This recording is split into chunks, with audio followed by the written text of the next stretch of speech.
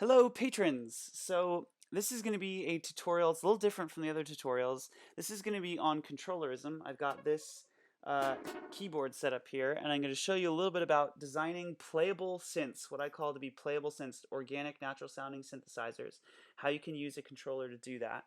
And then also a little bit about how to control Ableton here, various parameters, sliders, knobs, macros, anything, using a controller, using these sliders, these knobs. So let's start with playable synths. So here's the lead synth in Come Together.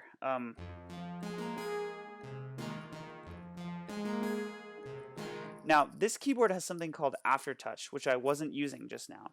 But here's what Aftertouch is. The harder, so you press the key, and then if you keep pressing it afterwards, you can that acts as a sensor, and I can map Aftertouch. That's pressing it down after you press the key is called Aftertouch, and I can map Aftertouch to any of these parameters, anything in all of Ableton or Massive or anything. So you can see here what I've done is I've dragged Aftertouch, which is this sensor right here. I'm telling the computer, okay, I want Aftertouch to control, that's what this A means, to control pitch. So I've boosted my pitch up a little bit. Now when I press down, it bends the pitch upwards. And that just makes it very exciting to play. It makes it feel very natural when you're playing it, because it's almost like playing a guitar too hard. It bends the pitch up. So listen.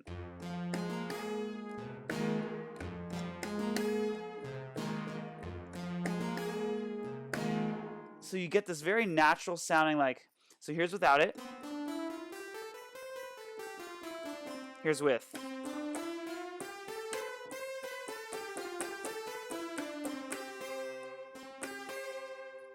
And you can really kind of be really expressive about it.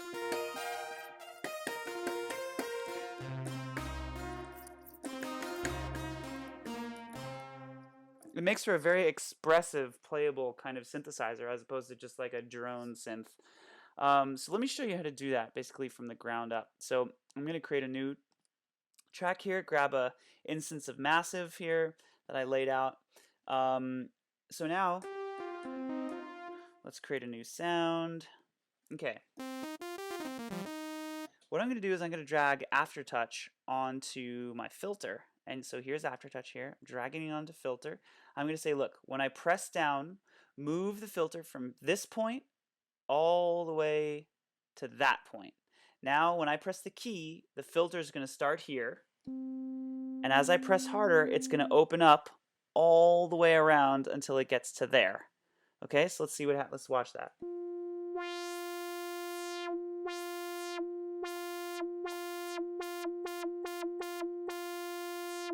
Okay, so you can drag Aftertouch right along the filter. I can also, here, let's take it off the filter there, and let's drag Aftertouch onto pitch, for instance. But let's make it really exaggerated. Let's move our pitch all the way up. So I'm saying when I press down, start at 0 and move all the way up to 22 tones above where I start.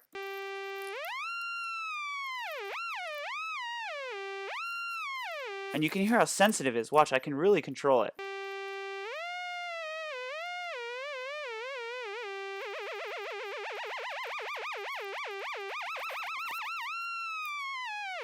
Okay, so that's a really Aftertouch is really amazing. You can also put it on. You can put it on anything, right? I can put Aftertouch onto the amount of reverb, right, that I've got. So let's try Aftertouch here. Let's put it on reverb. This creates kind of a cool effect, you know.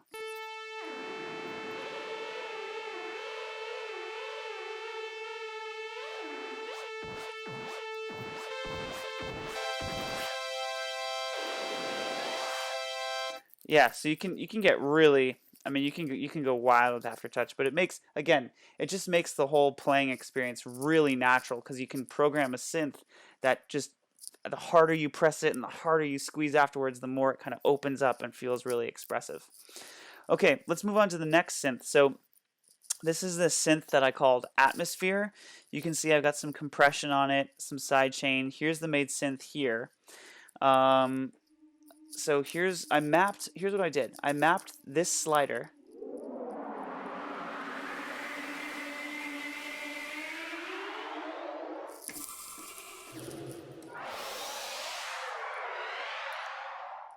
I basically mapped this slider to a bunch of parameters, but you can see it's only actually moving macro number 2. So here's how I mapped it to more things, right? Macro number 2 here is moving anything that's yellow. So pitch, it's moving the pitch from there to there.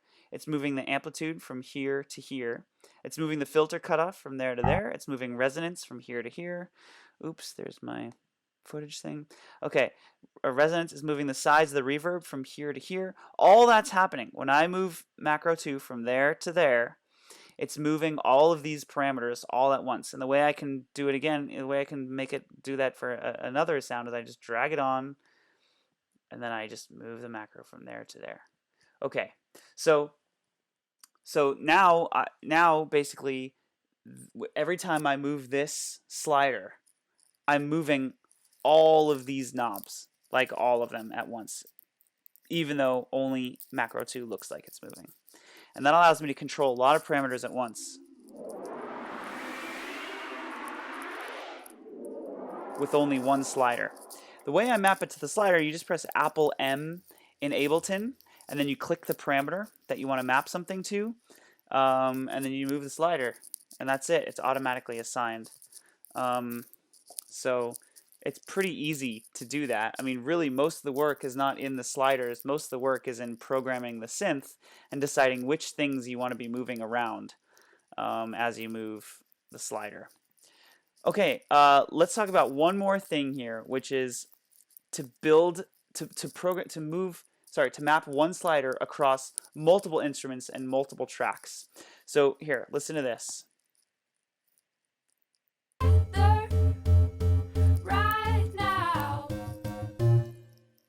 So I didn't want it to sound like that. I wanted it to build slowly. So watch, I'm going to make it build.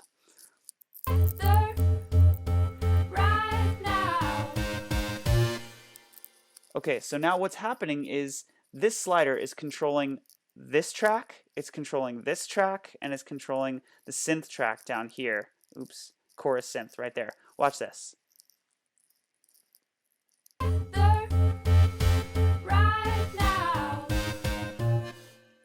Okay, so here's how I'm doing that. Basically, you decide, listen to the drums solo. What I'm doing is I'm making it open up the hi-hat when I move up the slider.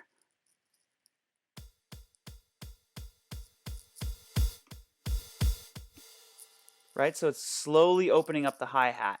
Let's do it one more time.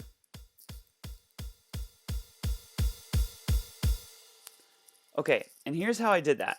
So I created a drum rack in Ableton. Drum racks are amazing. And you can see here, when I move this slider around, you can see I'm controlling, this macro is mapped to the sustain of my hi-hat sound, and it's mapped to the volume of my hi-hat sound. So let's solo the hi-hat here.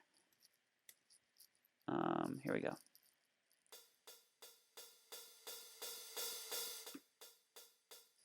So basically what's going on is I've created an open, I dragged in an open hi-hat sound, which is this. It's like a tsh. But now I'm saying, look, with the sustain, only play the first click of the sound. So, and then quickly bring the volume of the sound down. This is just attack, decay, sustain, and release. And then I'm also bringing up the volume of the hi-hat as we get louder, like a real drummer would.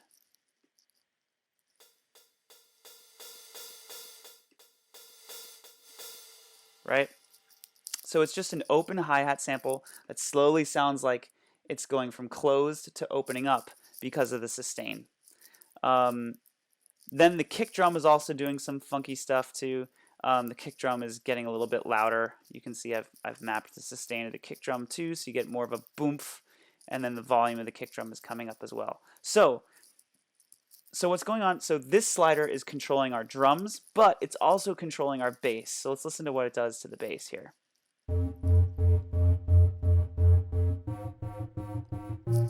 Oops, it stopped controlling the bass. Why did it stop controlling the bass? Oh, here. Apple M, let's do U. Great, now it should be controlling the bass.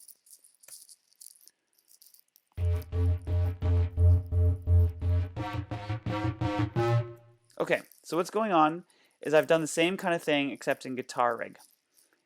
you can see this slider, this is a split mix. I'm going from a dry sound to basically running through this gratifier.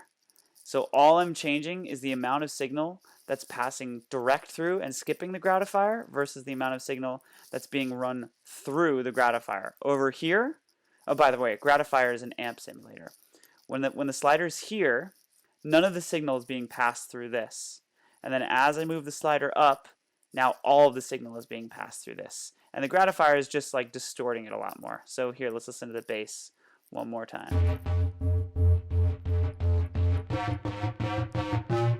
Okay, and then let's listen to our chorus synth as well, because the similar kind of thing's happening over there.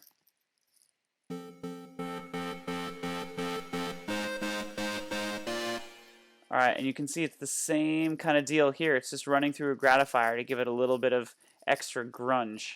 But the point is, you can map one slider to a lot of things to kind of build an entire band up and make a lot of different parameters change.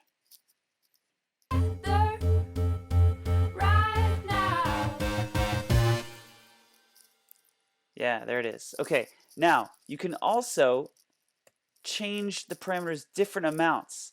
Like I could start the slider much later if I wanted the distortion to come in later, or I could have it only go to 50%. So even when I drag this slider all the way up, it's still only going to 50% of the parameter. That's really useful when you have different things that need to be adjusted different amounts, but you want the slider to move from bottom to top, but you don't want the other thing to move. You don't want your parameter to move from bottom to top. You only want it to move part way. Okay, so anyway, there you have it. That's pretty much how we did this song, and we had some launch pads too, but there's a lot of tutorials on that on YouTube. Just look up launchpad tutorial and you'll see basically how to do it. But this is kind of beginning intro into controllerism and how we do it all. So I hope this is helpful. Leave me comments. Let me know what else you'd like to see. If you'd like more videos on controllerism, I'd love to do more and we can walk through some specifics together. But that's it. Thanks everybody. Thank you for being our patrons. We really appreciate it. I hope these tutorials are helpful. It certainly is helpful to have you guys becoming patrons of us and helping us make more videos. It's actually how we're making our living right now, and it makes all the difference in the world. So we really appreciate your patronage.